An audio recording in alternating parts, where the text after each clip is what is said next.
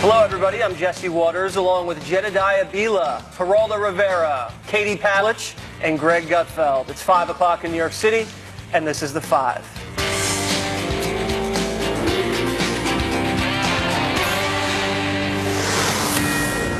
Fox News alert. President Trump has ordered the FBI to conduct an investigation into Judge Kavanaugh, as requested by the Senate Judiciary Committee. So, amazing amount of news this afternoon, Greg. First, we find out Jeff Flake, the senator from Arizona, who's not seeking re-election, has told the Senate Judiciary Committee, you know what, I think we need an FBI investigation. And without his vote, I don't think they might have had the 51 they needed. So it looks like there is now going to be a week-long FBI investigation. You know what? I can't. This is definitely not a delay tactic. No. Not at all. Not at all. Not at all. I'm so happy. Everybody's so happy that they have another week of completely driving the country crazy. I mean, first it was about a drunken assault at 17. Then it was an indecent exposure. Then he was ruling over gang rape parties. So I figure if you have a week, they're going to find out he was drowning orphans in a tub down by the city dump. This is crazy. I mean, this isn't about deep diving on a specific incident now. It's about buying more time for the Avenettis of the world to drum up other things, I think. Because one more week, what could happen, Geraldo? You could have more women come forward, as Chris Coons, the senator from Delaware, admitted. He goes, I can't control if more women will come forward. And how do we know that the lawyers for Ford aren't going to play games and say, you know what, she's not ready to talk to the FBI. She needs a few more days to recover from her testimony? I don't think that that's the risk. I think the risk is the investigation itself. When you launch an investigation, as witnessed by this collusion illusion, once it gets going, no one can stop it. But didn't they put a time limit on it? If you have what if you're in the FBI, you have a 1 week limit, and you have a witness who's about to testify, about to tell you, or tells you half the story, and then you say, oh, I can't tell you. No, it's not limited. I'm going to push back on that a little bit, because the people that the FBI is going to investigate, there may be more witnesses. I hesitate to call them witnesses because they say they weren't there, so how could they have witnessed a crime? But they have already given sworn statements to congressional investigators. The felony of lying to a congressional investigator is the same as lying to an FBI agent. So these people have already sworn under oath they were not at the party. They don't really know what happened at the party because they weren't there, and they're not really sure if it actually happened. So when the FBI asked them the same question, they're already in a position where they are under oath saying it didn't happen, so the questions will be the same and the answers will be the same. Let me push back on the pushback. Here you have a situation where the nominee has given testimony that the yearbook references, to Renata or to barfing or farting and all these other things mean one thing. Now, what if the FBI calls him, now asks him to testify? Now, who? Judge Kavanaugh, Brett Kavanaugh. Oh, okay. All right, Judge Kavanaugh, here you have a situation. You said you gave testimony that meant, Renata, you were just singing the praises of this one girl, that to say a Renata alum doesn't mean that you all were bragging that you all scored with this one lady. Is that true? No, upon refreshing my recollection, did mean. Geraldo, you're assuming let me just say this. You're assuming Brett Kavanaugh lied yesterday. That's what you're assuming. I'm telling you this, Jess. The pro-choice forces in this country are elated today. The pro-life forces in this country are running scared. They are petrified. This has thrown the what seemed a slam dunk into total disarray. How do you know that, Geraldo? How do you know that? Because anything can happen now, Greg. Anything What can is happen. the precedent? What is the precedent that it sets, though? I mean, this guy had 6. This will now be 7 FBI background checks. These are unsubstantiated, uncorroborated claims that the only people she says were in the room say they weren't there. They don't know anything about a party. And 2 of them back up Kavanaugh's statement. That's fine. President Trump wants to say that. But what I'm saying is this will open up the floodgates. You are going to have anonymous allegations from all over the place. You're going to have Democrats saying this needs to be investigated. Oh, wait, the FBI investigation wasn't thorough enough. Guess what? Anita Hill got an FBI investigation. It lasted 3 days. They found nothing. And Democrats are still saying Clarence Thomas did what he did. They don't care about the facts. And Clarence Thomas is still affected by it. Can I respond to Geraldo? you were going to bring up what Donald Trump had said about Dr. Ford. Yes. Which is actually accurate. She was compelling and, in my Right. view, credible. Right. As was he was credible. I agree. Which means I believe, and I think you do too, that they believe they're telling the truth. I Both of them. absolutely believe Both that. of them. I So that absolutely means, agree and so with that. this is about the flawed nature of memory, that one of them might have it wrong. Both of them could have it wrong. We will never know. So you have to kind of like. But that's why give- witnesses exist, right? Yeah, So yeah. you have two credible people giving credible stories. That's why you need corroboration. That's why you need evidence. Right. I mean, Mitchell, who asked great questions, Rachel Mitchell, who does this for a living, said, I wouldn't bring this to court. That's an important point. I wouldn't bring it to court. I wouldn't even get a search I warrant. actually would There's disagree. nothing I mean, there. I think, you know, everyone's been very careful about talking about the credibility of the woman. Listening to her answers yesterday from the outside prosecutor, she actually had a lot of things that she answered that were major discrepancies from what she had said to her attorneys, to the Washington Post, and what we have seen her say. For example, she said that she only told her husband and her therapist about this sexual assault, but then yesterday she said that she actually talked to people on the beach, her beach friends, about this, and that's when she decided to go and contact the media, and they encouraged her to do it. There were glaring holes yesterday in her testimony. She couldn't remember a number of things that happened in the past 7 weeks, not to mention the past 32 years. I understand things are difficult to remember when traumatic things happen. However, when it comes down to this, all of the evidence of character, which is what matters here because it happened so long ago, is on the side of Brett Kavanaugh. The people that she says were in that room, the people who said that were in that room all say, don't know about it, and everybody else is backing up. That's important. Those are her alleged witnesses. Yeah, Geraldo, let's look at it from the FBI perspective, because they don't know where this happened, they don't have a house, and they really don't know the time frame. They know maybe a 6-week time frame. They're going to ask generally the same people that we've all been hearing about, the alleged witnesses and the two main people involved. Besides the questions that they've asked yesterday at the hearing, there's only so much follow-up you can do, and if you ask me, Judge Kavanaugh was meticulous with his calendar. He has an ironclad memory and can account for much more and in much more detail and has all of the alleged witnesses backing him up. Whereas, as Katie mentioned, Dr. Ford, extremely believable but hazy on a lot of key issues. How she got to the party, how she left the party, where the party was. All of those things are going to be looked at by FBI investigators, and they're going to say, you know what? Here it is to the Senate Judiciary Committee, and it's going to look a lot like what the Senate Judiciary Committee staff found themselves. I've been a combat reporter for decades. This is war. Judge Kavanaugh, watching that man yesterday with that weeping and that, did you do bongs when you were a senator? I mean, he seemed to me hanging by a thread. Now he's got another week, and he knows they're coming at him full bore. They're going to question every answer he has given up until now. I would be worried that he's going to crack in the next week. Well, that's what's going to keep him. That's what the worried. Democrats are hoping for. That's what they're hoping for. They're hoping that this guy isn't going to survive. I think he is, because I think he's not fighting for the Supreme Court seat now. He's fighting for his name, and he's fighting for his family. He's fighting for his life. So I think he's got to fight this. The thing is, I don't know if it matters what you feel at this point, because the process is a sham, right? We know the process is a sham. It is a disgrace. Which Rachel Mitchell said as well. Yeah, and it's not way to do this. And I think that's why you end up with the fact that, like, you could see she's credible and you could see that he's credible, because the process is corrupted so that you can't actually get to the facts. Like, feelings be damned, you got to get the evidence. And have we moved the ball anywhere on evidence? The goal is zero. to taint him. Yeah. The goal is to taint him so badly and ruin his reputation so badly and have the polling be so bad that they want him pulled so that they have to go through this entire process, start to finish with someone else, who, by the way, they will go after this way. Maybe not on this issue, but they will find something else. I think we have John Roberts, who's standing by in Washington, D.C. to update us. with the latest from the White House. What are you hearing, John?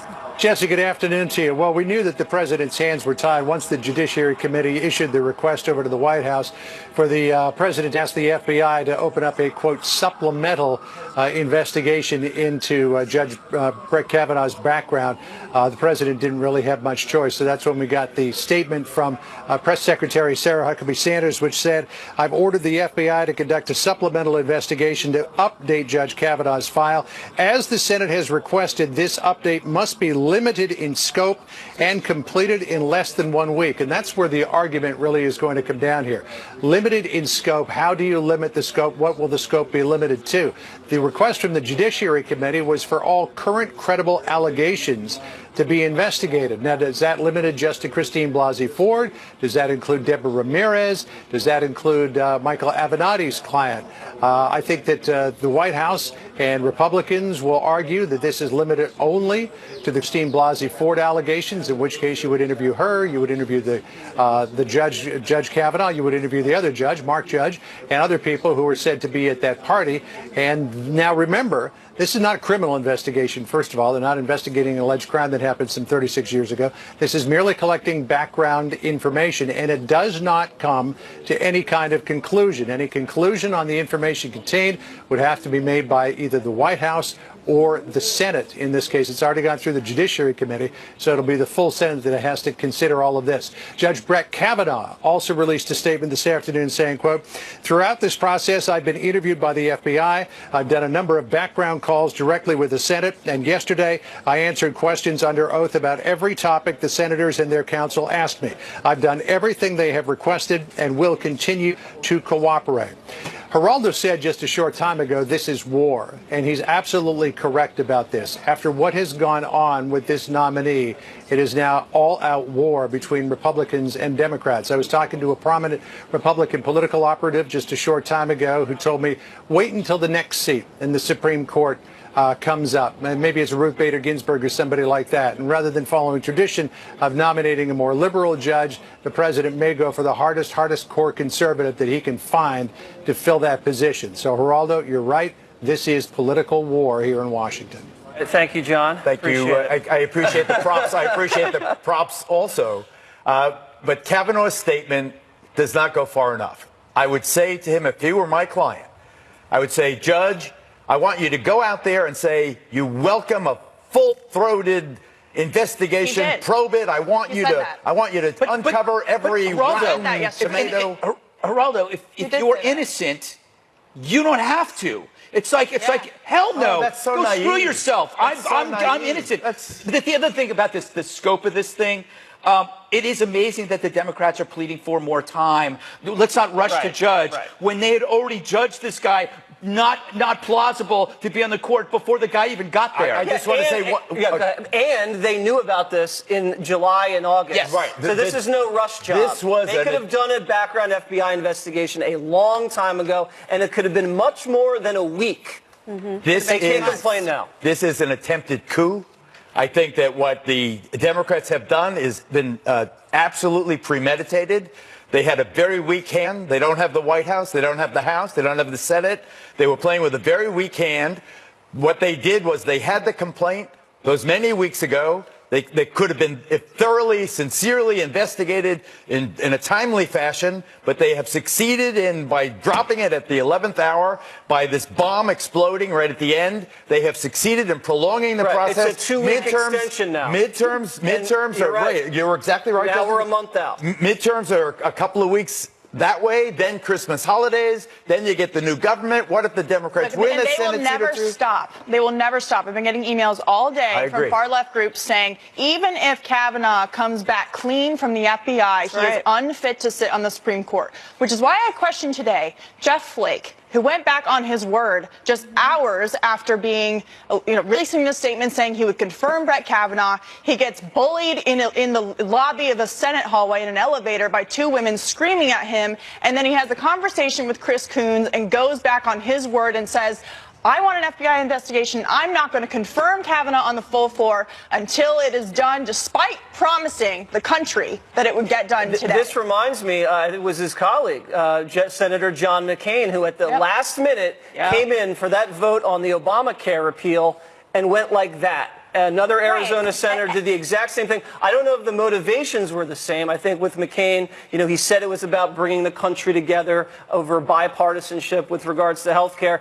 Flake is singing the same tune. He wants everything to be brought forward for the rest of the country to agree on. Jeff Flake wants to be loved by the media. He wants to be the Republican that gets the good headline. Oh, I did what I could, that corralled everybody on the right. And he's running for meantime, president, we think. Nobody cares. I hate to say it. I don't know what happened 36 years ago, but no one cares at all that Brett Kavanaugh, there's no evidence that's been brought against this guy. There's no corroboration. Now, this guy has to sit. Don't say nobody cares. That has to sit and wait. Nobody cares that he has to wait an extra week. Everybody cares. He brought up a great point yesterday. He said, an extra week, that feels like a lifetime. This guy has a family.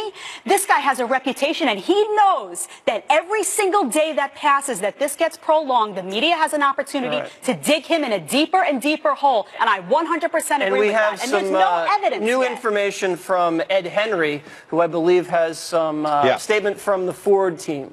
Yes, Dr. Ford's statement, Jesse, her attorney, Deborah Katz, has just out a statement, and this could be a big problem in terms of potentially blowing up this tentative deal we keep hearing about to delay this only 1 week. Because listen closely, Deborah Katz, Dr. Ford's attorney, a thorough FBI investigation is critical to developing all the relevant facts. Dr. Christine Ford welcomes this step in the process and appreciates the efforts of Senators Flake, Murkowski, Manchin, and Collins, and all the other senators who have supported an FBI investigation to ensure it is completed before the Senate votes on Judge Kavanaugh's nomination. That all sounds positive. Here's the bad part for the Senate leaders. No artificial limits, they say, as to time or scope should be imposed on this investigation. Well, what does that mean?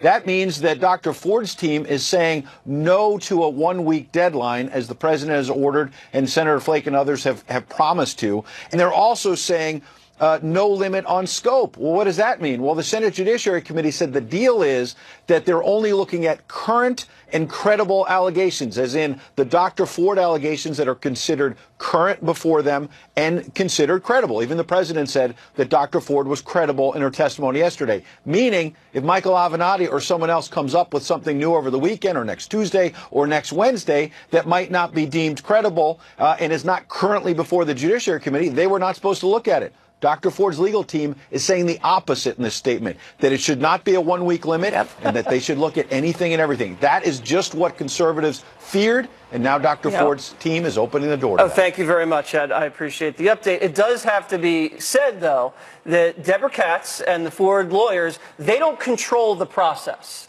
They are not in the Senate. They are not in the White House. These are lawyers who are representing this woman within this, political circus. They can't say, oh, we want unlimited scope. They can't say we want unlimited time. How about can they and say they have to agree to that. This is a request that they are making, and it's clearly part of it. Can they say this? Can they say, the Ford lawyers and so forth, how can you not investigate an allegation as salacious and as destructive as the contention that the nominee Supreme Court was a participant in gang rapes? How could you not look into that? I would say this. I would say if I were representing Kavanaugh and his side, I would say if that's the serious allegation, take it up with the local law enforcement people because that's their jurisdiction. You're going to allow a man to ascend to the supplemental court? investigation. That's not within the jurisdiction. That's what the problem is, though, because this is being tried in the court of public opinion. So no matter what you do, it's never going to be enough. No matter how much time you designate, no matter what you do. And I promise you, if they look into that case, there will be another case. Come on, Geraldo. That's an Avenatti stunt. I detest that sleazy porn lawyer. I feel about him, Avenatti, exactly as the president does. But it is impossible in the current climate in our divided country to ignore an allegation of gang rape from the guys giving nominated. This is the thing. When you look at the details of the Avenatti the publication that he put out to talk about this allegation. The allegations are laughable and should have never, ever been printed by any media outlet because you are smearing someone without any evidence. And the idea that we are going to now spend more time smearing a good man where all of the evidence is on his side to investigate allegations of gang rape by a woman who, by the way, her ex-boyfriend had to file a restraining order against her after she threatened him, his wife, and his child Do you have to, is absurd. do you have to investigate it or not?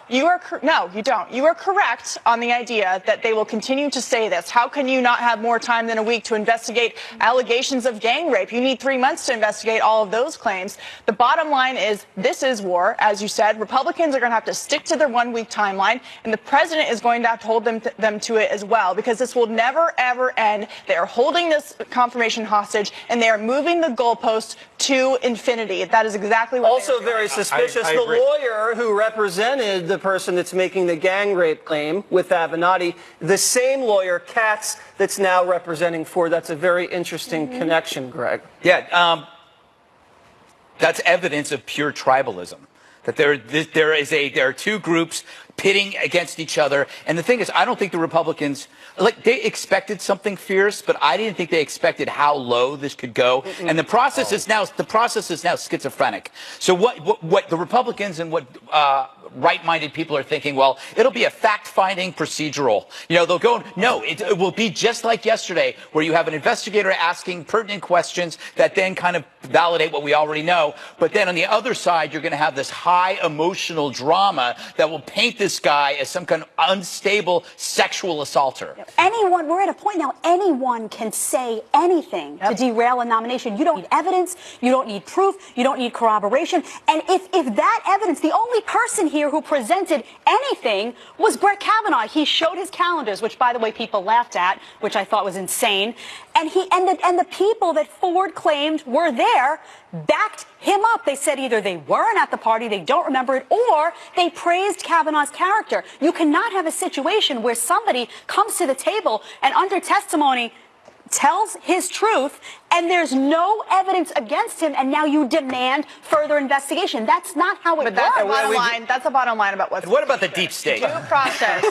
Where's Rod Rosenstein? People But this is having about a chance abortion. to defend themselves. That's what it's about. If you let this, And it is if about this abortion. goes down, You're right, it is. Due process in America goes down with it. This is about abortion. is. This nation is riven. We are divided right in half. There's the right, there's the left, there's the red, there's the blue, and the issue is abortion. This is Roe v. Wade. This is something that is so deeply, deeply emotional to so many people on both sides. This is a generational thing. Okay, and Geraldo, we do now have a new statement by Kavanaugh's people, and this is how it reads. Here it is. Throughout this process, I've been interviewed by the FBI. I've done a number of background calls directly with the Senate, and yesterday I answered questions under oath about every topic the senators and their counsel asked me. I've done everything they have requested and will continue to cooperate. So that's Notice no conditions, by the way. Kavanaugh. No conditions from him. And I He's saying, understand why cooperate. yesterday he hedged a little bit. He said, you know, I'll answer any questions. I don't care who investigates. But at the same time, are you going to trust this committee and this environment to not smear you for another additional week with false allegations, according to him? Geraldo, you did touch on something, and it is all about abortion, because the other day, Juan Williams told me the exact same thing. The three fiercest fights for replacing Supreme Court people, Bork, Clarence Thomas, and now Judge Kavanaugh. And those were all people who were replacing justices that had written the majority opinion in Roe and Casey. And now Kavanaugh comes in replacing Kennedy, who wrote the majority opinion in Casey, which was kind of the affirmation of Roe v. Wade. And it has gotten so ugly and so disgusting. I think it was the senator from Louisiana, Republican Kennedy, who said this is an intergalactic freak show. And Greg's right. I mean, the Republicans were not prepared for this level of ugliness. Greg, I think you have a monologue. I do. Thank you. Good transition there, Jesse. You're always good at that. All right, the lesson this week. Politics is a game that turns players into monsters and monsters into players. When Dianne Feinstein got Dr. Ford's allegation, she was a player. But rather than hold a private meeting about these allegations, which would have protected the families and lives of both Kavanaugh and Ford, Feinstein sat on it until it could only become a show trial, one held in honor of Merrick Garland. And here's the key part. It normalized collateral damage. You know what collateral damage is? You drop a bomb and innocent people die. The mob in that room knew their bomb would destroy reputations, humiliate a family, scar two kids. But they did the math politically. Collateral damage was worth it. So they unleashed the public accusations, leaking to accomplices, something Feinstein couldn't quite deny with conviction, because in the end, the Ford letter went from Feinstein to the media. Feinstein doesn't know how this happened. How could it? She investigated right there on camera. Can you tell us that your staff did not leak it? Oh, I don't believe my staff would leak it. I have not asked that question directly, but I do not believe you know they that? would. I mean, how in the world could that get in the hands of the press? The answer unless is no. The staff Have you said asked they did not. Have you asked your staff or other I staff just did. members of the Judiciary Committee? Pardon me? Well, Jennifer reminds me I've asked her before about it, and that's true. Well, somebody leaked it if it wasn't you. Well, it was, I'm telling you, it was not. I did not. Oh, embarrassing. Call it a mystery, call it transubstantiation, but for sure it was a miracle, one that created a hell no one would want to endure. Happily for Feinstein and friends, the target still entered the Coliseum. This is way bigger than he said, she said. This is we said. Due process replaced by political vigilantes. Presumption of innocence be damned. Yesterday we saw a mob seeking payback, tribalism, trumping institutions and common sense. A female victim gets used. A wife, mother, and daughter are wounded, perhaps permanently. America gets sick, while Feinstein holds a pitchfork and says, "Who, me?" Good. Good. You know why you know this was so manufactured is where Alyssa Milano was sitting I think directly to the over Kavanaugh's shoulder. She was the guest of Feinstein. And she was smiling and texting, and it's like, why was she there? That was orchestrated. This was a show trial. A show trial that had the intended effect. Yes. Look where we are today. You had a situation where when Kavanaugh came back off the ropes, someone talked to him at lunchtime after Dr. Ford's testimony and said, "Listen, dude, you want this job? You get out there and you fight for this job." He got up, using that boxing analogy, he went back out there and he swung and he did it. He had the momentum, he got back on top, he was cruising toward that nomination. Then Jeff Flake happened. And I'm a University of Arizona Bear Down graduate. Jeff Flake happened. Oh, yeah, Bear Down. So Jeff Flake happened. And for anyone, as a former activist attorney myself, if you think that those noisy demonstrators have no impact other than making a nuisance of themselves, you should talk to the two ladies who confronted Jeff Flake in that elevator. They made history. They made him. He's not. It doesn't seem like the strongest rod in the shed anyway. He collapsed. He collapsed, and then they had no choice. They had no choice. Lindsey Graham says it didn't come from the leak came from Feinstein. Shouldn't there be an investigation? Well, I think the prosecutor yesterday did a really nice job establishing the chain of custody for this letter. She said it's either Ford personally, and she gave it to the congresswoman, Democrat, and then it went to Feinstein. Those are the only three people that had custody of it. The leak must have come from them. And if you look at this woman, Ford, yesterday, incredibly riveting, very compelling, obviously believable personally, but she's incredibly naive. She's an academic. She's, a little bit, she seemed a little out of it at times, and she has been manipulated by the Senate Democrats in the Judiciary Committee and by her lawyers. And the prosecutor did an excellent job explaining that, and here's how. The whole flying thing, afraid of flying, that was manufactured. They showed that she goes to Hawaii. She goes all over the country. She had just flown back and forth across the East and West Coast, so that was a lie. It was also established that she never even heard the invitation to come interview her on the West Coast. Her lawyers were keeping that from her. Now, isn't that a lie? I mean, isn't that against the... Isn't the truth? Against the truth? Well, no, couldn't the lawyers be in trouble for withholding? I mean, you don't have to tell your client everything. Geraldo would know more, but it seemed like she had no idea that offer was proffered. And then the polygraph was very bizarre that they did it on the same day she had gone to her mother's funeral. But then she couldn't and then they remember. won't release any of the audio and the video from the polygraph. And the sex crimes prosecutor, again, made a great point at the very end in closing and said, this is not how you treat a true victim of sexual assault. Go back you to give her where I a started. forensic interview, and you don't polygraph her up and lawyer her up and then parade her out on national television. These people, like you said in the monologue, liked watching Ford being tortured, liked watching Kavanaugh being tortured. It was sadistic what they did to these It was people. all of those things, but it was also premeditated. Yeah. You don't have to be guessing around. The Democrats, I come back to this point. The Democrats, which represent the pro-choice forces in this country, they were holding the weak hand. The pro-life forces, represented by the Republicans, holding the stronger hand. The Democrats desperate. What do? Aha, they get the golden ticket. The golden ticket in the form of the Dr. Ford accusations. How are we going to use this to the best effect? We're going to hold it. We're going to hold it. We're going to look like we're losing. Then guess what on the left? There. What about this? Grassley What had about said this? when this first came up, no, we're holding the vote on Monday. We're not extending it to Thursday for a hearing. That's it. Hard We're not to playing do. games. If he had done that, it would have avoided this delay, and it would not have jeopardized this vote. It's do you think important he to- could have played that way, or do you think he would have It's- suffered? I think it would have. You would think it would have I think suffered? Republicans How it did the- looks like they're not willing to hear from women about sexual assault, which is a playbook that Democrats have been using for decades. Agreed. They've been using it in political campaigns, midterm, presidential, for years. That would have not been optically a good look. Now, the consequences of that are might where we not- are today. right. But It's there's all one at thing, risk one now. thing I do want to say about Dianne Feinstein dropping this bomb into the middle of the committee. Her staff and Senator Grassley's staff used to actually have a pretty good relationship.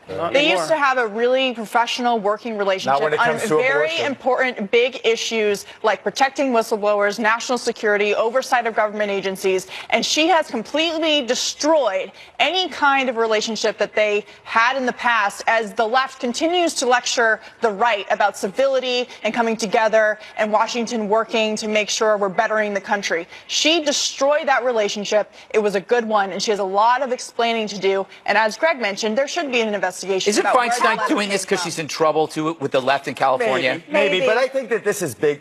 You have to go back to this. I was a young lawyer when Roe v. Wade was argued and passed. This was a sea change. This was an incredibly profound, women in the streets, the first lap of the women's movement was happening, unfolding. The nation was beginning to fracture along these lines. This is the generation later. The pro-life forces finally had an opportunity to sway things back their way a generation later. And this is the fight to the finish. This is any means But if necessary. you can This is acknowledge that, if you can say this is political, this is about abortion, then can't you see that no matter how many investigations you do, there's always going to be something Yes. else, always something else. I agree. So you can't just keep calling for investigations of uncorroborated claims because this is political. And Kavanaugh said it was political, which they hate him for. Yeah, they because said it he was willing to revenge for the come Hillary out- loss. Right. He was willing to come out Well, and say Merrick this Garland. is about politics. Isn't this Merrick Garland? Isn't Merrick Garland was never justification falsely enough? accused of gang And his raping whole women at a high reputation school was trial. He didn't even get a Excuse hearing. me. He But didn't get I a was chance to never get accused of accused of anything. these types of salacious claims. They Never. played dirty with Merrick Garland. Now what goes around? I don't see. Not like this. I don't think that you could actually predict or say that with this Supreme Court nomination, anything happens to Roe v. Wade. I think that's a game in itself. I don't think that it's under threat, Geraldo. I do. I'll tell you very easily, very quickly. Roe v. Wade said there's a competing interest, mother and unborn child. At some point, the child becomes viable. When the child can live outside the mother, the child now has the rights of a human. That date keeps getting pushed back 6 months, 5 months, 4 months into the pregnancy. Guess Now what? The majority that's of women where the actually fight will support be. that. They're going to the technology. They'll use technology to Sonograms showing And that the a baby's message we're a real giving- thing. The message we're giving is that you can derail a nomination if you don't like the policy, and it's being allowed. It's being tolerated All right. now. You want to do this, team? Am I doing it? You can go ahead. All right. Liberals lashing out against Kavanaugh. Some of the most outrageous bashing of Trump's Supreme Court nominee. That's ahead.